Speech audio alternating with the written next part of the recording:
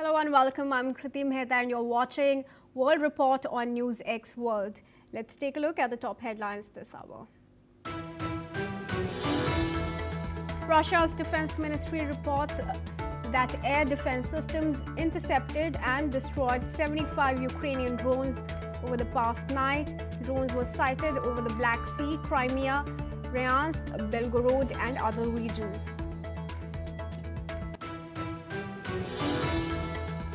US President Donald Trump says that his Ukraine peace proposal is not final. This comes as US Secretary of State Marco Rubio has left for Geneva to hold discussions on the Ukraine peace plan. French President Emmanuel Macron warns that the Ukraine plan needs deterrence. Meanwhile, United Kingdom's Prime Minister Keir Starmer stresses that Ukraine must decide matters affecting its own future. Canadian Prime Minister Mark Carney and German Chancellor Friedrich Merz meet at the sidelines of the G20 summit in Johannesburg. Two leaders reaffirmed support for Ukraine and Gaza.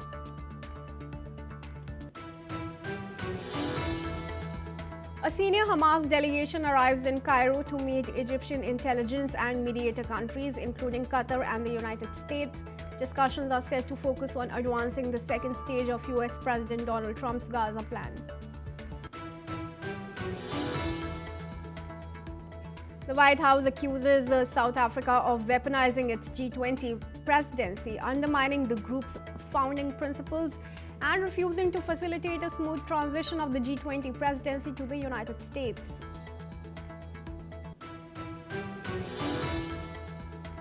According to Vietnam's Environment Ministry, floods in Vietnam have claimed 90 lives, with 12 people still missing.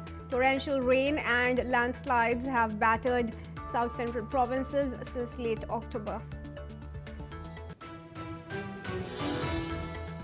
At least 10 people died and around 20 were injured Saturday when a tourist bus overturned in Michoacan in Mexico.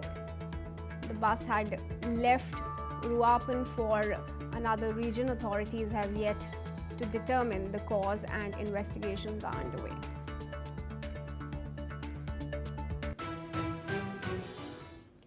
And now, viewers, the top focus at this hour is the war between Ukraine and Russia. And in the latest, Russia says its air defenses destroyed over 75 Ukrainian drones overnight in one of the largest reported wave attacks in the recent weeks.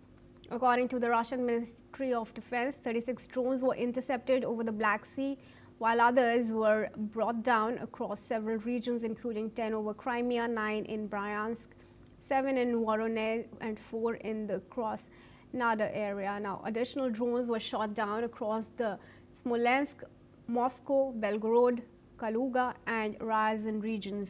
Moscow has reported significant damage and fire at Shatura heat and electricity station, and backup power has now been switched on in the region.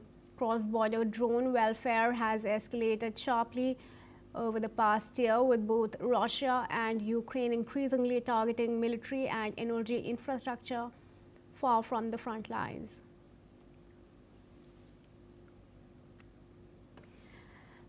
And I'm now joined in by Gilbert Doctorow, who's a Russian affairs expert, joining us live from Brussels. I extend a very warm welcome to you, Mr. Doctorow, and appreciate you giving us your time here on NewsX World. Now, help us understand which of these regions were the most heavily targeted by the Ukrainian side.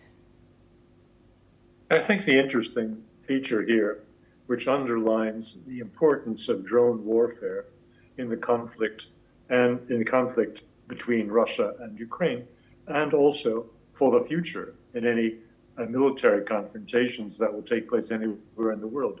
Drones are assuming an important place, and they are the great equalizer. We all know that on the battlefield, Ukraine is taking a battering. Ukraine is suffering the loss of major fortified cities in the last couple of weeks, Pakrovsk and Kupiansk. But in the air, Ukraine maintains a significant threat to Russian Russian infrastructure hundreds, if not thousands of kilometers from the front line. And so I'd say the most interesting strikes that Ukraine has made, or attempted strikes, were to the interior in central Russia, as in Voronezh. And to speak about the Black Sea is less significant because it's rather close to Ukrainian borders. But they can reach across into Central European Russia, like in Voronezh, is an indicator of the game changer that drone warfare is, and the great equalizer. Ukraine may be at great disadvantage in artillery, troops, and in manpower at the present, but it is still a significant threat to Russian infrastructure, thanks to drones. Can you help us understand the extent of damage, if any, that has been caused by this latest attack? It would appear from your own commentary that the Russian authorities have restored power and functionality in the area that was struck. So one can conclude that the damage was not grave or very time-consuming for repairs. However, the ability of any given drone or swarm of drones to overpower local defenses remains intact. So the threat is there, even if this particular drone strike was only temporary damage. Please also help us take through the advisory that has been issued by the governor there.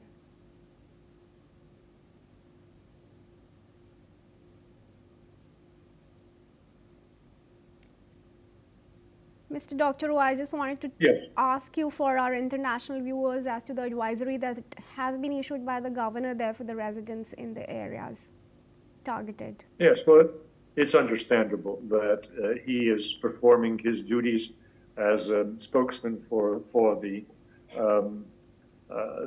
security of the region and security of his residents, and that he would give them such a warning that a strike had been made and that is being repaired. Nonetheless, I want to stress a unique feature of this drone warfare is that these vehicles of destruction are made not in great factories, which the Russians can attack and destroy, but in, say, an artisanal way. They can be done in cellars.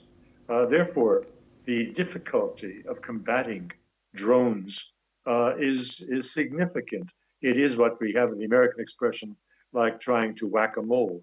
You hit the mole in one place and the mole comes up in another place. So it is with these drone manufacturing facilities within Ukraine, and much of the drone arsenal that Ukraine is using is made locally. It's not imported. Now, given the Russian drone revolution, we were expecting that it would heap some pressure on Ukraine, but that clearly doesn't appear to be the case with the latest missile strikes, although Russia has managed to intercept most of them.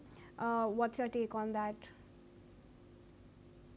The war will go on until it stops. It will stop within days of the signing of the 28-point peace plan that Mr. Trump has put forward, with the demand that both Russians and Ukrainians put their signature on this by Thanksgiving, American holiday, on the 27th of November.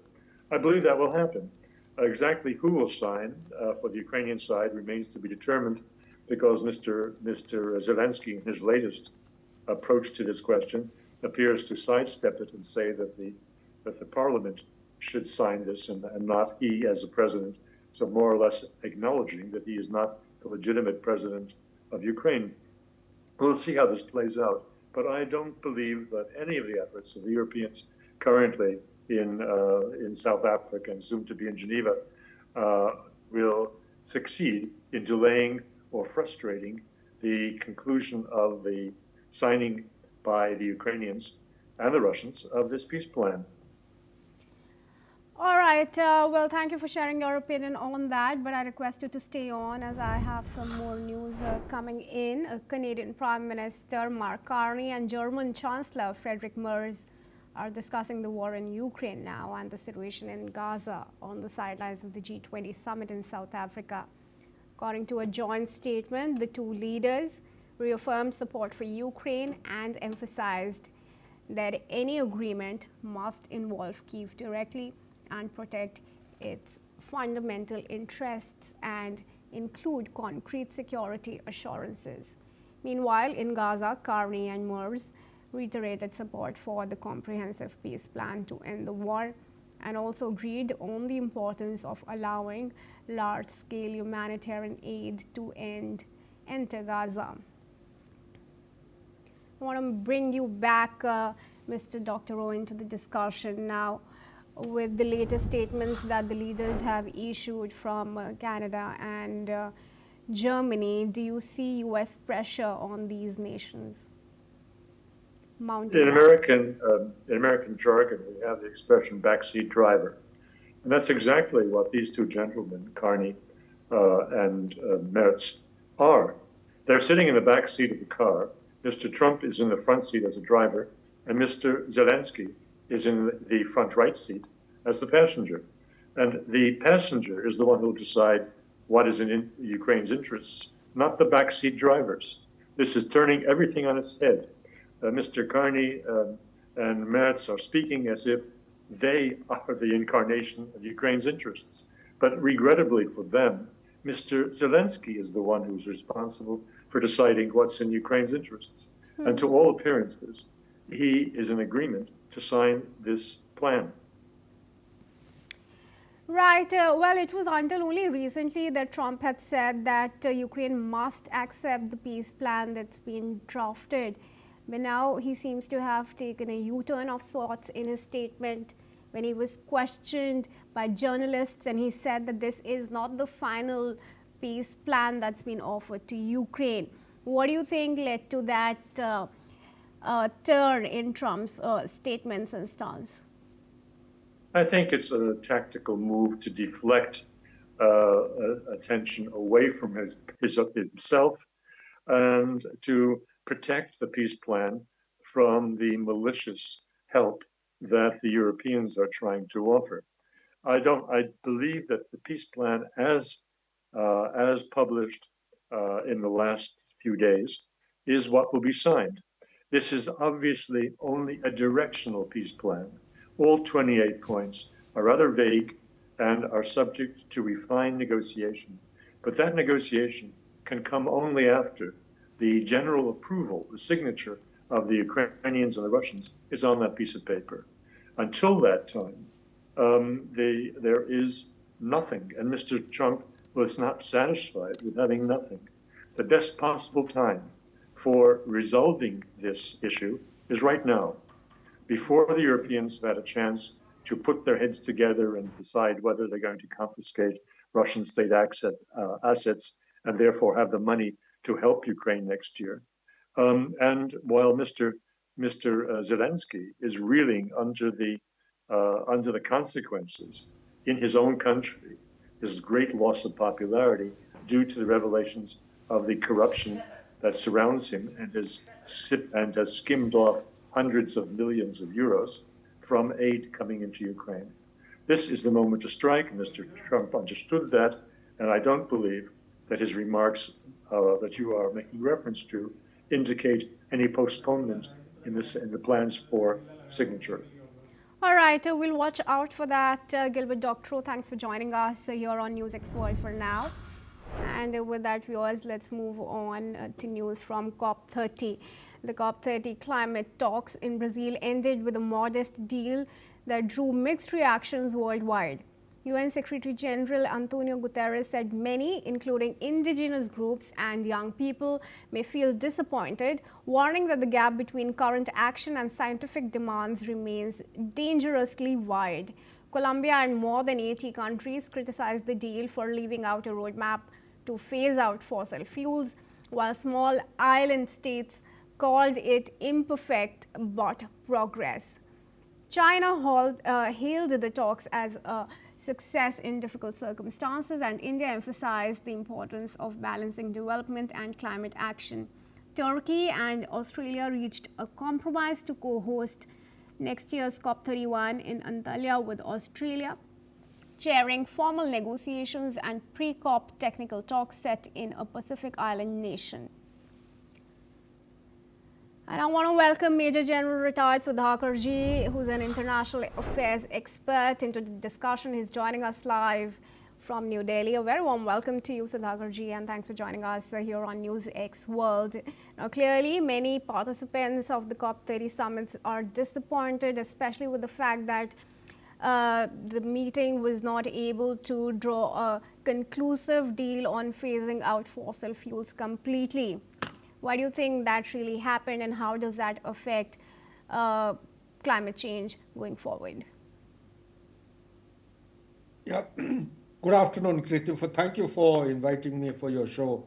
I think it will do well if you allow me a little time. Let me explain to our viewers what is this all about. Because certainly, you see, South Africa is gone for G20. Why this COP30 is coming up? People need to understand the COP30 climate conference was held in Brazil at a place called Belém in November 25 only. And it had generated multiple proposals, several proposals, and one of them was called as Global Muturao. This is the decision, though the final agreement was controversial, yet the proposal had focused on climate finance, forest protection, energy transition, and there was a huge amount of debate over the fossil fuel having been phased out in the roadmap. Now the last point which I am covering is the primary issue because of which the controversy has risen. Now, allow me just to very quick reflections on the point so that the viewers get, if not entirely, at least some kind of understanding. Please go on. So the climate finance, I must emphasize on the point that the agreement had called for developed countries to at least triple their funding to help poorer nations to adapt to climate change by 2035. This builds on this is COP30, next year is going to be COP31, and before this was COP29. Now, this builds on a COP29 goal for developed nations to provide at least 300 billion annually by 2035 to developing nations. So from developed countries to developing nations, this is to be understood. Second point, which has actually caused a lot of friction and a lot of communication gap and misunderstanding, is the fossil fuel transition roadmap. You see, the COP30, which took place in Brazil, the presidency was the Brazilian presidency. It proposed the creation of two voluntary roadmaps outside the main negotiating text, one for a just transition away from fossil fuels, and the second one for halting and reversing the deforestation. Now, these are meant to be a process for countries to set clear pathways to meet existing pledges. The basic issue is that it has been, in a way, divorced from the COP pledges or the proposal, which shouldn't be. It should become an integral and inseparable part. The third point which I wish to highlight for our viewers is the Tropical Forests Forever Facility. It is in short called as TFFF. Brazil launched this initiative, a blended finance investment fund, aiming to mobilize around 125 billion from public and private sources to reward tropical forest countries for preserving their forest. And one of the important points is the global goal on adaptation. Countries adopted 59 global indicators for tracking progress on national adaptation plans. And the transition mechanism includes a commitment to develop a mechanism to streamline and coordinate efforts to protect the rights of the workers and communities affected by the shift away from high carbon industries. Now, there is a health action plan which was formulated in Belém. It's a flagship outcome aimed at strengthening global health systems to cope better with the impacts of climate change. Now, there are number of countries which supported the proposal. there are large number of countries which also opposed to the proposal. Now, why did the support? The support was based on progress on finance and adoption. Supporters, including the Alliance of Small Island States and some European Union representatives, they acknowledged the agreement as a step forward, especially the call to triple adaptation finance and the formalization of global adaptation indicators. The forest protection and indigenous voices, the spirit of Bellum, and opposition. Allow me to highlight, this is important, this has to be understood by our viewers. Very quick points are, there is a weak language on the fossil fuels. The main point of contention was the absence of strong binding language or a concrete timeline to phase out or even a roadmap in the main text. Now, this has been discussed in number of COPs prior, but it was very unfortunate to find it missing in the text. The oil producing nations, including Saudi Arabia, Russia, and some emerging economies, they successfully blocked these efforts. There is a lack of ambition. The many climate advocates, youth groups, and countries like Colombia, which you alluded to in your preamble, they argued the deal fell short of scientific demands to keep the 1.50 Celsius goal within reach, calling the final agreement an empty deal. And the finance gap, this is actually, if you ask me, the center of gravity is this one. While new finance goals were set, it is coming in trillions now, as against the billions earlier. The developing nations expressed concern that the funding levels were still inadequate or drop in the ocean and lacked clarity on how much would be in the form of grants versus loans. Organizational controversies, it actually faced criticism over high costs and accommodation shortage that hindered participation, and the controversial clearing of an Amazon section for a highway project, which critics label as potentially greenwashing. Now, the basic issue, as per me, is commitments are being made, promises are being made. When it comes to contributing money, the fund, in one particular year, it is supposed to be more than 300 billion. Now, instead of 300 billion, I am given to understand unofficially, I don't have any solid evidence to support this thing. It is not even touching 100 billion. It is just about 25 billion which has been marshaled.